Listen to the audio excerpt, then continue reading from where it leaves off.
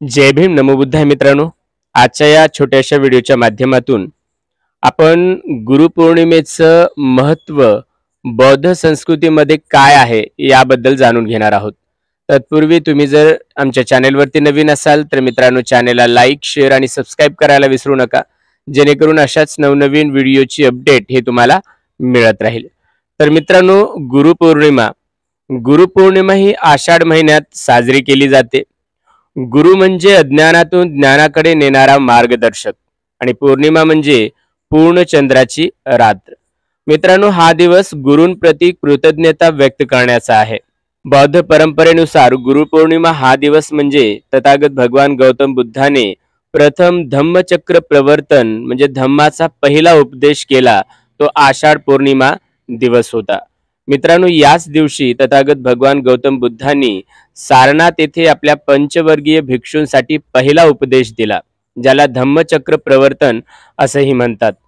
मित्रांनो, हा दिवस पुढे गुरुपौर्णिमा म्हणून ओळखला जाऊ लागला, कारण बुद्ध हे पहिले गुरु मानले जातात. तथागत भगवान बुद्धांनी या दिवशी 4 आर्य सत्य आणि अष्टांगिक मार्ग सांगितले. पंचवर्गीय भिक्षूंना ज्ञान दिलं आणि ते पहिले संघात सामील झाले. यामुळे बौद्ध संघाची स्थापनाही याच दिवशी झाली असं मानलं जातं. मित्रांनो, बौद्ध अनुयायांसाठी हा दिवस धम्म आणि संघाचा सुरुवातीचा आणि बुद्धाच्या आध्यात्मिक गुरु म्हणून सन्मान करण्याचा आहे. अनेक विहारामध्ये या दिवशी विशेष उपासना, धम्मपठण, ध्यान आणि भिक्षूंना अभिवादन केलं जातं. त्यानंतर आपण एक तथागत भगवान गौतम बुद्धांची गोष्ट ऐकणार आहोत, जेणेकरून आपल्याला समजेल की गुरु शिष्याचं नातं काय असतो आणि खरा मार्गदर्शक किंवा खरा गुरु कोण असतो. तर मित्रांनो, एकदा एक जिज्ञासू तरुण तथागत भगवान गौतम बुद्धांकडे आला. त्याच्या चेहऱ्यावर उत्कंठा होती, डोळ्यात शोधण्याची तळमळ होती. तो नम्रपणे म्हणाला, भगवंत, आपण जे काही शिकवता ते खरंच योग्य आहे का हे मला कसं कळणार? मी का तुमच्या प्रत्येक शब्दावर विश्वास ठेवावा? कदाचित ते खोटही असू शकतं ना? सभोवतालचे शिष्य थक्क झाले, पण बुद्ध शांत हसले. ते प्रेमपूर्वक त्या तरुणाकडे पाहत म्हणाले, तू फार चांगला प्रश्न विचारलास. हेच तर शहाणपणाचं पहिलं पाऊल आहे, विचार करण्याची तयारी ठेवणं.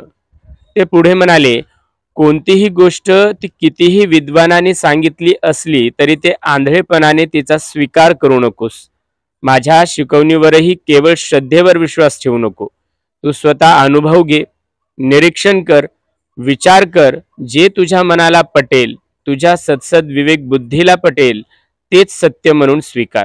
तो तरुण भारावून गेला. त्याने दोन्ही हातांनी तथागत भगवान गौतम बुद्धांना वंदन केले व नम्रपणे म्हणाला, गुरु तोच जो स्वतःचा विचार करायला शिकवतो. आपण माझ्यासाठी फक्त गुरु नाही तर प्रकाश दीप आहात.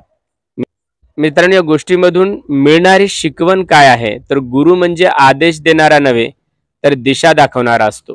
खऱ्या शिष्याला विचार करण्याची, अनुभव घेण्याची प्रेरणा गुरु देतो. बुद्ध हे केवळ उपदेशक नव्हते तर आत्मजागृतीचे मार्गदर्शक होते. मित्रांनो, आजच्यासाठी एवढंच. परत भेटूया पुढील व्हिडिओमध्ये.